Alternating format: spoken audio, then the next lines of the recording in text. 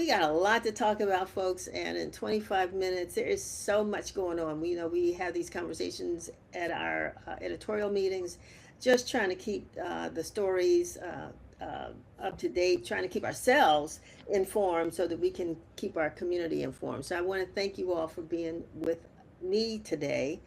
And, one of the first things that, Monday we're putting the paper together. Next thing we know, the 187th or 188th mass killing so far this year takes place out in San Diego, California. And, the interesting thing to me about it is one, the president's response, Stacy Brown, who talked about, oh, this is a terrible situation. We have not gotten that kind of a serious response to gun violence in America since he's been president.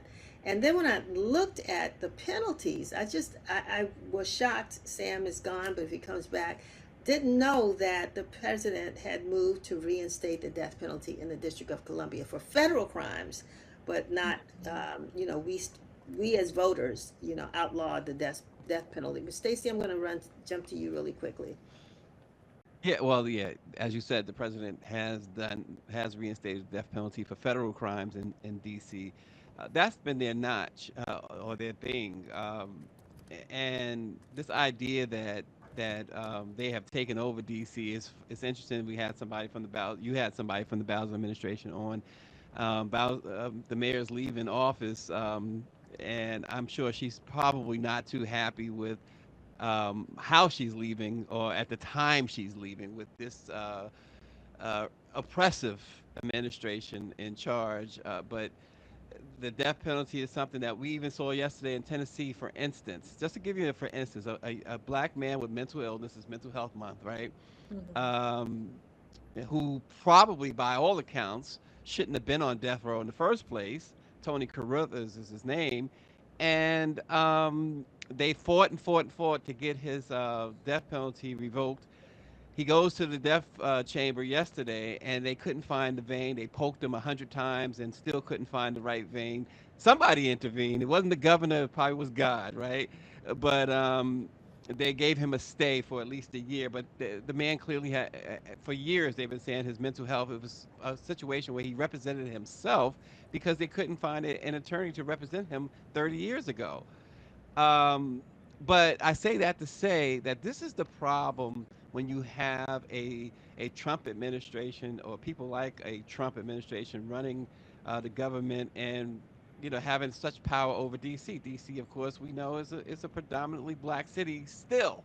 They may not call it Chocolate City anymore. It's still a predominantly black city, and black folks are suffering the most at the hands of this administration. Well, I think, I don't know if anybody wants to jump in on this, but the whole issue of gun violence has not gone away. And the president himself has been allegedly, the target, and I hate to put it that way, of three attempts on his life. But yet the gun lobby continues to be very strong. We're still seeing violence not only here in the District of Columbia, but all over the place where people are using guns legally to kill innocent people. So I don't. It's a concern, but there seems to be no movement in making sure that the gun lobby or the anti-gun lobbyists are getting their say. We're not really hearing much anymore. Well, also, and I don't mean to take up everybody's time, but when you come the gun issue, unfortunately, it's not just a Trump administration situation. We've been Right. dealing with this for a long time, and it really boils down to as simple as you have too many lawmakers with their pockets filled by the NRA, and that is really the bottom line. Agreed with Stacy with one additional point, and it was something that I think a lot of people felt after Sandy Point, when Obama could go on TV and cry over the unnecessary and senseless murder of little white children, and there is no action. There is not a desire from the majority of the country. What was one of Charlie Kirk's quotes before he passed away? That something along the lines of mass killings are part of the compromise in having guns in society. Now, I don't know what his comments on that would be now, but that's something that he said that reflects quite a few American people, primarily white gun owners. And we know why Charlie Kirk can't say anything now because of the use of a gun that took his life prematurely. Jada, did you want to? Yeah, I wanted to jump in and say, like, one thing that's been very interesting is when we're talking whether it's gun violence, whether it's crime, particularly in the faith community. I work a little bit specifically with religion, and their thing is there's a whole mass thing on violence right now. And when you have a leader who particularly is condoning it, who, when we look from even back with January 6th to the war that we've been in to this extent, it's like everyone's kind of almost either desensitized to the violence that we're seeing, or they've, in his supporter sense, normalized it and think, okay, well, this is the norm, this is America. And I think right now what we are seeing in terms of a community-based movement, DRB, definitely not on the actual lawmaking side, but they're trying to really get back to the stance of nonviolence, of coordinated peace rallies. Repairers of the Breach just hosted a series of coordinated peace rallies on May 11th, including here in the district, where they were right in front of the White House, calling out what's going on with the voting right efforts, calling that violence, policy violence, gun violence. And at the end of the day, it really does start with some form of leadership, to your point, Stacy, that's saying this is a problem. And I think if we don't have that, it's really becoming like a citizenship issue. Like, we have to realize this is not okay for us. Because I feel like a lot of things, and it's sad to say, most people don't take anything serious until it happens to them or someone they know. And we hate for it to get to that point when there are a lot of examples we've had where we could have done some reform by now. Well, you talked about voting rights, and this is another assault on America, particularly Black Americans, because the recent Supreme Court decision. But folks are standing up. It looks like we've had success in Georgia with Keisha Lance Bottoms, who won the nomination for, I guess, a Democratic nomination for governor of Georgia. And we're keeping our eyes peeled on other elections that are taking place in these states where these districts, these primaries have been held off, and these while the redistricting, the redesign of the maps continue. Sam, locally, or Richard, locally, how do you think that that's affecting us, either in the district or in Prince George, in the state of Maryland? Not it.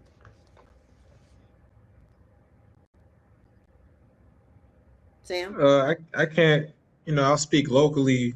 What I'll say is that DC, under the Trump administration, has experienced a similar but arguably more volatile form of interference with Congress pretty much striking down our laws. That affected the budget season in terms of the decoupling that we tried to do from the so-called Big Beautiful Bill.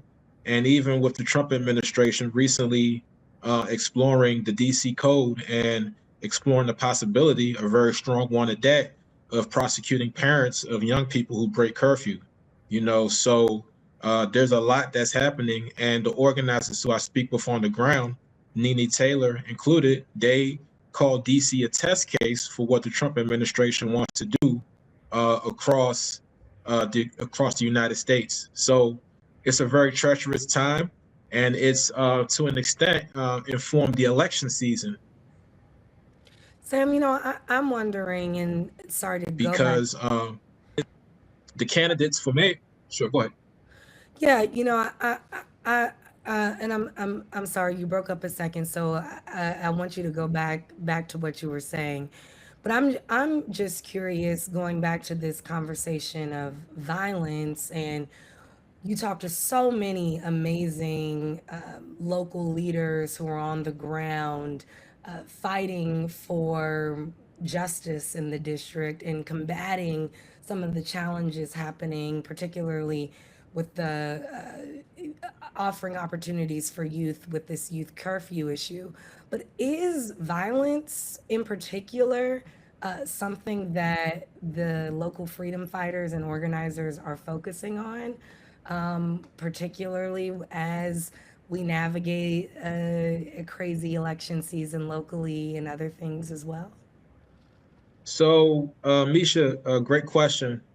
The election season has been one of that versus the moderates and those who have taken on what some may consider more extreme views. As it relates to the curfew situation, it's about whether to institute a curfew versus addressing the underlying issues that dictate why a young person might be outside at all times of the night.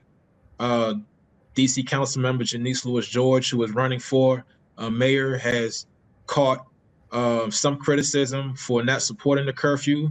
Her rationale in response to Councilmember or former Councilmember McDuffie is that the mayor should be able to utilize the curfew depending on the current situation at hand. It shouldn't be, carte blanche.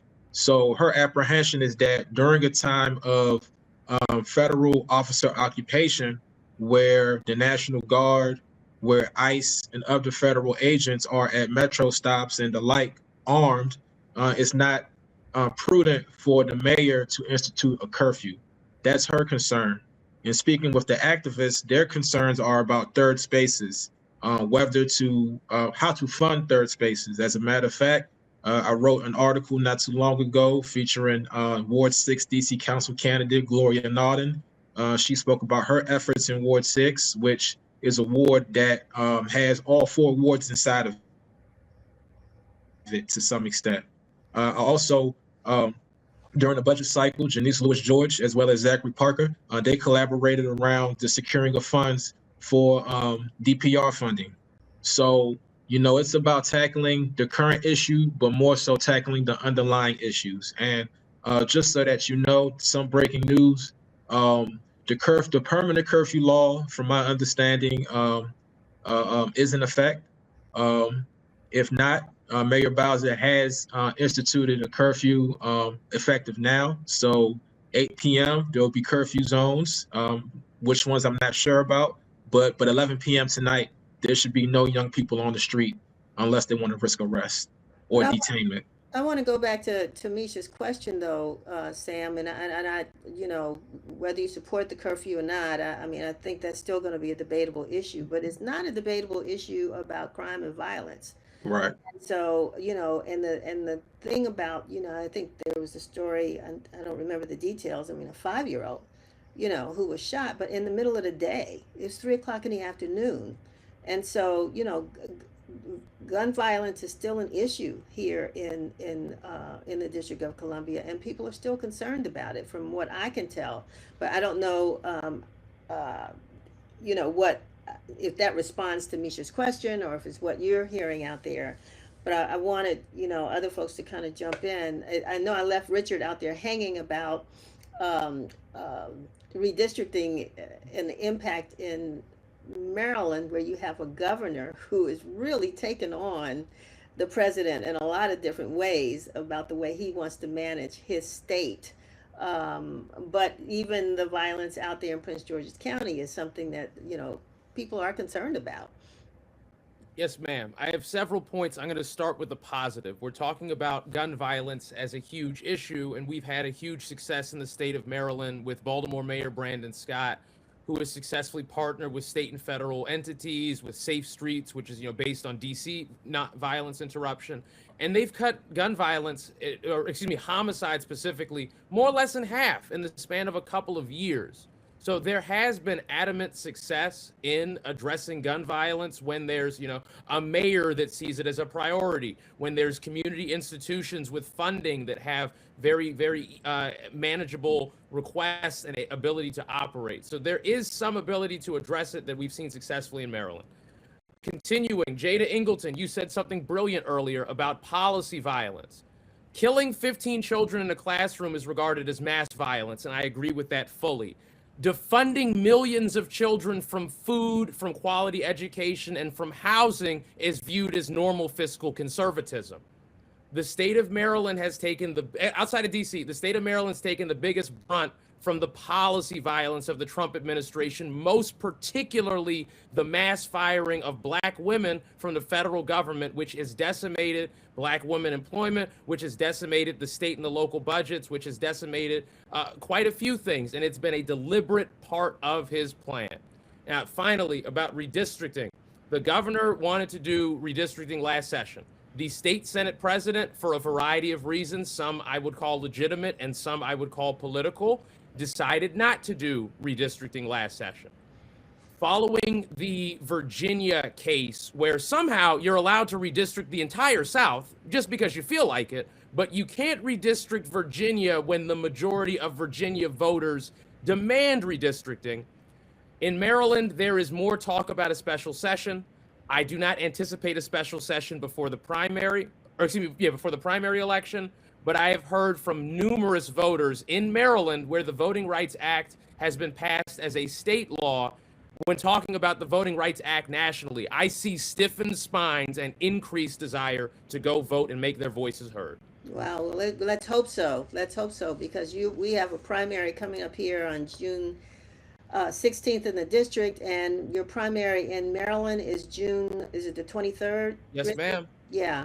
And so looking at those numbers, I mean, we're hooping and hollering and demonstrating about what the administration is doing, but the real test is going to be who shows up. Yes, and while we're on that point, Micha Green edited an I was awesome just about to say that, Richard. You got it. No, No. I was gonna just ask the question. I was gonna ask a question, which is for you to break it down, please. You edited. I mean, you wrote a piece. I simply edited it. So please talk about your reporting with the confusion that is the mail-in ballots in Maryland. Okay, attention for anybody that ain't been listening in Maryland. If you received a vote by mail ballot as of yet that says original, it is invalidated. It will not count. You should not waste postage on it. You should not waste gas going to drop it off. Replacement ballots are on the way. Will be counted. Either you can mail them after they arrive, you can vote early, or you can vote in person. The State Board of Elections had a vendor issue, which not only has the State Board of Elections administrator, but also the governor and other elected officials have been going around telling people about. The risk within this is there are a variety of primaries. For example, Sam P.K. Collins, we talked about District 41 in Baltimore City between Malcolm Ruff and the indicted senator, who I'm not giving additional name recognition to. There are county council races in Prince George's that will likely be very close. And in the event that you lose by 5 or 10 votes, will you be able to sue the Board of Elections alleging that you lost the election because of this error? That is a kind of legal gray area that we won't really know until after the election. But in the meantime, please vote by replacement ballot, or go vote early, or go vote in person. Don't send in the original. It's a waste of stamps. It's a waste of gas to turn it in. Right. Thank you, Richard. I know in the district, Sam and Jada, we're about to do this ranked choice voting. Stacy, I know it's happening in other places, and we tell folks, don't be afraid, don't be scared to fill out the ballot. Fill it out, and you got a first choice, a second choice, a third choice, a fourth choice, and a fifth choice. So, but some folks are still not happy with this choice that they have in the district. I want to move quickly because two things that are happening, one in the district and in Prince George's. Now, are we looking at a new chancellor, right, and a new superintendent? Sam, we've heard three candidates actually say in a forum that if they were elected, they would get rid of our current chancellor, Farabee. Well, he beat them. He's beat them to the bat, or whatever you call it, because he's already announced that he's leaving. I mean, if you were to evaluate his leadership, what grade would you have given him? And do you think it was really time for him to go? You putting me on the spot. Well, man. The interview now is probably not going to matter that much, right? No, it's not. I give him a C. I'm not going to hold you, and I give him a C because, he did shepherd DCPS through the pandemic, and, DCPS has become the envy of school systems across the country in terms of post-pandemic recovery. At the very same time, the Washington Teachers Union, from my understanding, has more than 160 employee relations board complaints currently up the pike right now related to DCPS's alleged violation of the collective bargaining agreement. So, there are just some things that, and I'm talking about the contract that took less than a year, to get solidified. And even during that, Chancellor Farabee, from what I was told, was not at the table. He let the lawyers take it on. And it got to a point where the teachers had to file a complaint with the Public Employees Relations Board, and they actually won because they found that DCPS was not working in good faith. And that, from my vantage point, speaks to what Chancellor Farabee and Mayor Bowser are not talking about. Yes, the retention rates are high, even though, we can talk about manipulation of figures. Yes, teachers are high performing, but what are you doing to teachers that are not high performing? Are there coaching opportunities available? The impact evaluation, which the DC Council is funding a task force around, it's been weaponized in the past to punish teachers who criticize administration. One of whom I interviewed, who's been relegated to becoming a substitute teacher. You also have the relay curriculum, which has been used in schools predominantly east of the river to acclimate young people to prison. So walk in a straight line down the hallway and be quiet. Raise your hand if you want to go somewhere. And the woman, Mary Ann Stenson, who was an instructional superintendent, she received kickbacks to proliferate the curriculum throughout the school system. And Bega, the full name escapes me, but they just found her, in violation of that. We're talking about a woman from the time that she was running Truesdale Elementary as principal, received up to $170,000 to proliferate a jail-like curriculum throughout the school system. And this happened under Farabee's nose. Let's not even talk about budget transparency. Let's not even talk about schools first in budgeting. I want to talk about literacy, math and reading. I mean, have our scores gotten any better?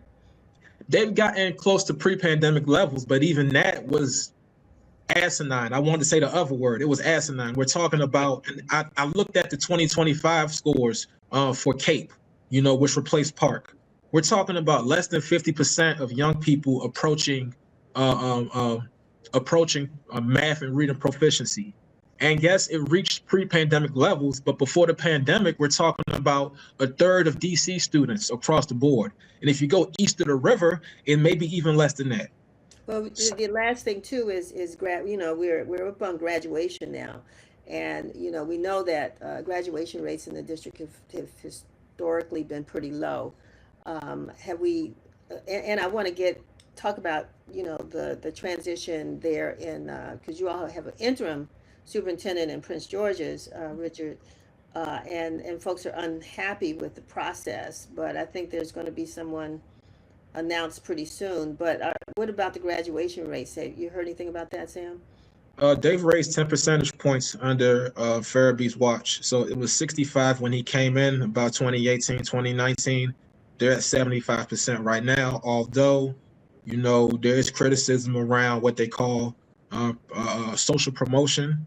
So, as a college professor, I'm not going to, I'm not going to speak too much on that. But what I'll say is the teachers who I've spoken with, they say, look beyond the figures. How are they calculating the figures? What's the raw data showing? And I'll stop there. Richard, before you respond, because I want to add to DRB's question for both you and Sam, you can also jump in from the DEC perspective. I think there's also a little bit of, or just in general, when we think about, particularly in the district, a lot of people are looking at candidates that will either, tackle statehood, tackle this, that, and the third, but then things like education are also this underlayer with this particular transition. Whoever the mayoral candidate is going to be selecting the new chancellor. So it's like, do you think both from the DC perspective and in Maryland that there should be there's other issues that might be getting lost in the fray coming off of a year of federal occupation and what we just saw happening in Trump's first full year in his second term? I mean, what I'll say is, and I'll let Richard go, based on what I've seen from Trump, I'm not even sure if he'll let go of his position. I'm not even sure if he'll even recognize who the next mayor is going to be, depending on, who it is. So they still got to deal with that. And in terms of the education piece, there's been criticism around the press corps' supposedly underreporting of education issues, but education, that's why I've been trying to go a bit harder more recently, because education is the nexus for all of the other issues. Young people don't attend school because they're scared, of walking to and from without getting shot. They might be hungry. Parents might not, they might be working 2 or 3 jobs, so they really can't keep track of grades and things like that. So it all, funnels into the education system. And DC spends quite a lot of money on education each and every year on each student, and even with that, they say that stuff has improved. But like I said before, under 50% of the population, student population, approached proficiency on the CAPE examination. So, like, what's really happening? Thank you. Richard, you want to jump in quickly?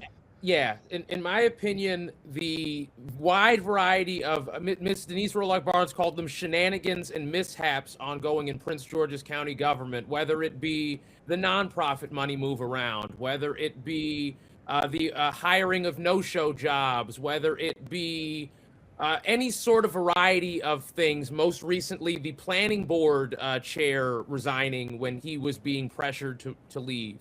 These issues have become so predominant in every phone conversation, text conversation, social media conversation, combined with that the local entities don't have really any educational pull outside of the, just the superintendent selection.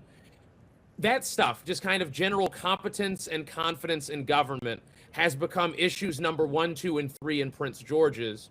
And the Kirwan Commission and the general blueprint for education, which the governor did try to water down last session and did to a certain degree water down last session. I don't know if I've heard anybody use the word Kirwan since the end of the legislative session out loud.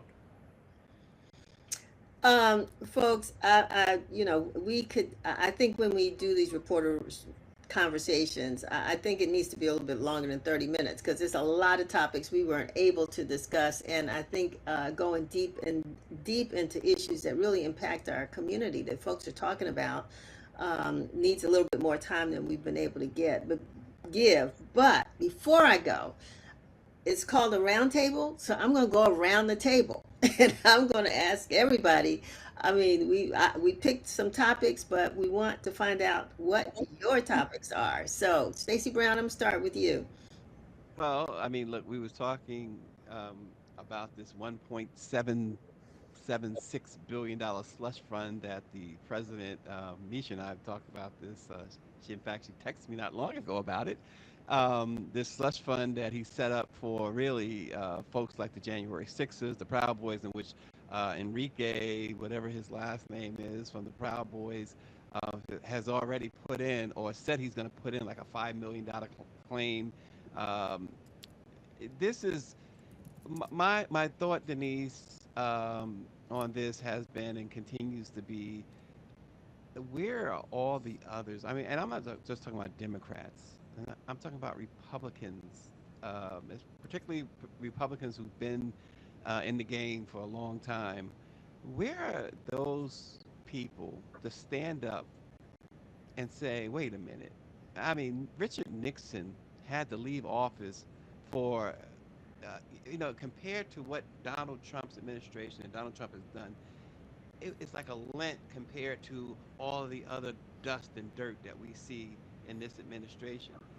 Nixon was forced out of office by both parties because of something that really now turns out, in comparison, to be such a white lie, if you will, compared to this. It's like a Nixon shoplifting. Trump is committing treason.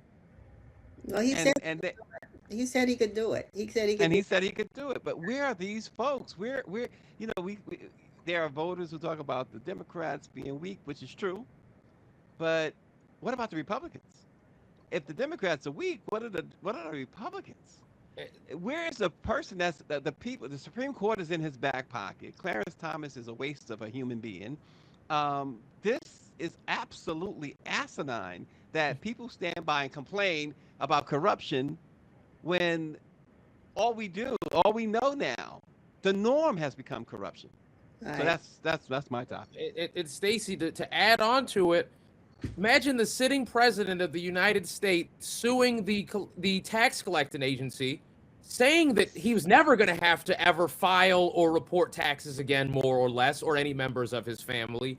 And on top of that, the individuals that beat people like Harry Dunn and the other Capitol cops and called them slurs and literally smeared feces on the walls of the Capitol building deserve to be multimillionaires. So, Stacy, but your answer is the few Republicans that ever cared to talk back, they're sitting at home unemployed. They have lost their primaries. They have, even Bill Cassidy. Bill Cassidy went against all of medical credentials and logic, voted for RFK, who is, willfully trying to cause a pandemic on all of us. And what was the thanks from the people of Louisiana? Bill Cassidy's going to be sitting at home in January. Wow. So for the very few Republicans that ever had a spine, they've either A, become unemployed, B, decided that power and money is more important than anything else, or C, they are in league and in line with, in essence, the descendants of the Confederates and the Nazis who now control the United States federal government. Well, hold your tongue, Richard. I mean, don't hold back. Geez, okay. Micha, got you next. Okay, so I have a very few, but a couple of things on. So the first is there's so much coming up. June is Black Music Month. We are also celebrating the Juneteenth, I'll say first of all, but also the 250th anniversary. But looking at it from not only a Black history perspective, but a DC Black history perspective. And of course, the Washington Informer has all the news you can use about the elections in Washington, D.C., Prince George's County. And really thank you, Stacy, for the pulse that you've kept nationally and everything that's happening. So we have all of that for you. Second thing is, the word of today's Reporters Roundtable is asinine, apparently. And third, I just have to say thank you to everybody for all the hard work that you've been doing, keeping a pulse on everything that's happening right now in the world. It's not easy, and I really am just proud of all the work that is happening. So I wanted to say that on the record. I should have given you the last word, but Sorry. you didn't finish the last word. All right, Sam. I'm going to give Jada the last word. Sam? Oh. Yeah, ranked choice voting. It's a lot going on. The candidates are going band for band. Just like Chumley said. Yes, Chumley, they all going band for band. So what we have as far as the at-large race, Jacques Patterson and Councilmember Donnie Crawford, who's running for the rest of the term that Kenyon McDuffie vacated, they're clicking up against Alyssa Silverman. So you can vote for one and vote the other second, as they announced last week. Greg Jackson, Lisa Raymond, and Candace Tiana Nelson, they're clicking up as well in an at-large Democratic race for Anita Bonds' seat. That's about 9 candidates deep. During the mayoral debate, Janice Lewis-George, who's running against Kane McDuffie and a bevy of other candidates, that's another word, she said she's still considering her number 2, who she would support. I can't quite predict whether or not she'll follow through on that. And I feel like there's another one that I'm missing. Oh, Ward 1. Rashida Brown and Miguel Doramo Trende, they were the first ones to jump out the gate. So they're clicking up against the other candidates, which includes Aparna Raj and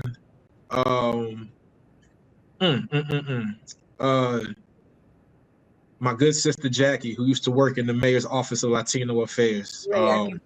Jackie Reyes, forgive me. Thank you. Shout out to Jackie Reyes. But Miguel Doramo Trinde and Rashida Brown, they were the first to jump out the gate.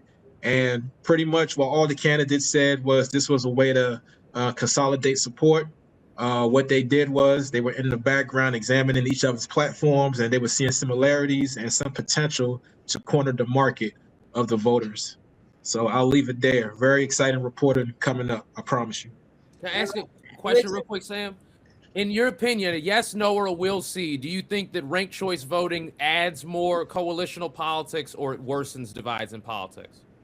And I think it adds more because because on the first run, you got to get 51%. So people already are feeling inclined to click up. Now, whether the voters follow, and another thing is the voter education. Anthony Muhammad, he's a write-in candidate for mayor.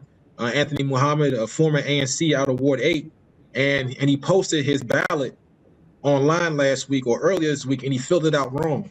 He filled out himself across the board on the same row, and that already invalidates his ballot. So that calls into question who else is going to fill out the ballot incorrectly.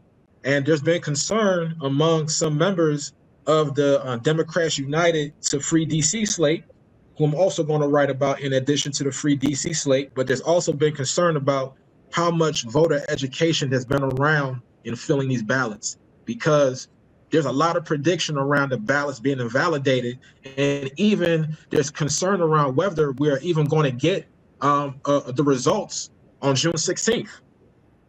It probably won't be until the 23rd. I'm not going to hold you, because you got to do the first round, then the second round, then you got to count the ballots that are being mailed in. So, get ready for a ride, y'all. Well, announcement, I know that the Board of Elections has been holding community meetings in all 8 wards, all over, any place anybody wanted them to come and talk about how to fill out those ballots. But they will be on Reporters Roundtable with, I don't know who's hosting, Micha or Jada, one of you, next week to talk about ranked choice voting. So we want to do our part to help to educate. Richard, you got like a minute to give us your topic. All right, we're going to talk about how to cook the perfect hot dog. Step 1, you get out the cast iron skillet. Number 2, you put the beer in. Number 3, you put the hot dogs in. Number 4, you put in the cut up onions. You put in a little bit of onion powder, a little bit of garlic powder. You start cooking. You put the steamer on top with a little rack so the buns can get the steam on them. Once they're maybe about 5 minutes later, you flip them over.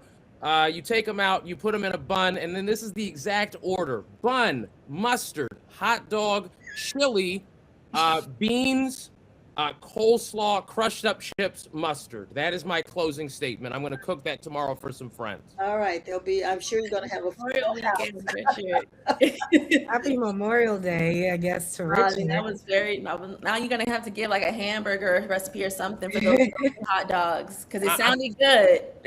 My goal for 2025 was clean the garage for my grandma. I did it. My goal for 2026 was make hot dogs perfectly, and I've already done it. Yes. You're up next, Jada.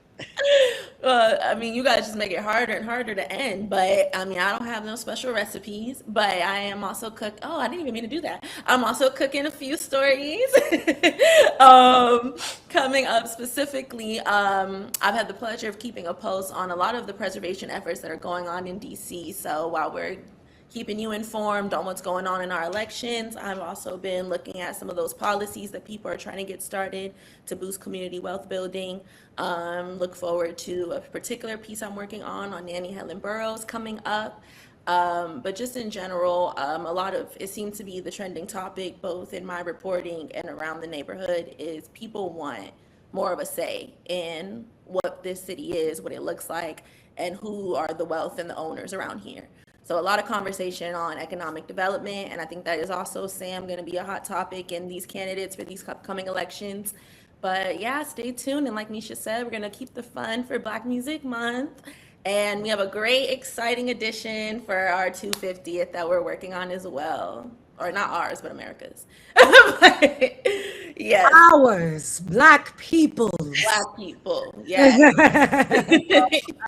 In I'm a closing, Juneteenth guy. I just want to Yes, we for sure, Sam, for Yeah. sure. So y'all can claim that if y'all want to. Yeah, that's why we got Juneteenth. We better celebrate it. That's right. In closing, I just want to say that I missed the funeral, but yesterday I was really reminded when I went into a drive-through to get a cup of coffee, and I wish I had the photo with you all. I was really sad to see the penny is gone.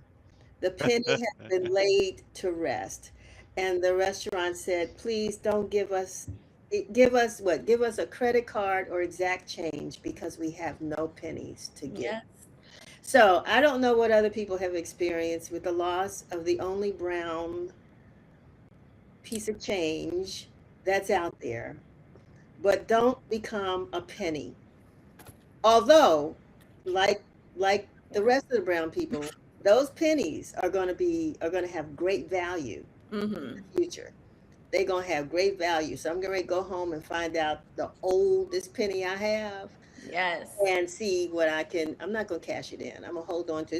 It's going to pass on to my great grandchildren as soon as I have a grandchild. But anyway, uh, There are steps there, Denise. I know. There's levels to it. I'm not done, but I just have. Hint, hint to her children. Thank you all, reporters. You all are on it. I really appreciate it. I think Micha said it all. And we will be back together. I hope that we can do our roundtable in person at some point. But it's always good to do it here. I want to thank, our producers, Shevry Lassiter and Jamon Jackson for working in the background, for keeping this going. I hope you'll have a wonderful Memorial Day. Just dodge the raindrops. But if I would want one of those vegetarian hot dogs, Richard, says we all come to your house tomorrow. All right. Yes. One of these days, you will say that we're doing an event, and you're going to point at me and say I'm responsible for cooking, and I'm going to get it done because that's just the way life goes. All right. With that, thank you all for joining Reporters Roundtable. We will see you next week. Have a wonderful weekend. Thank you for having us. Thank you. Where did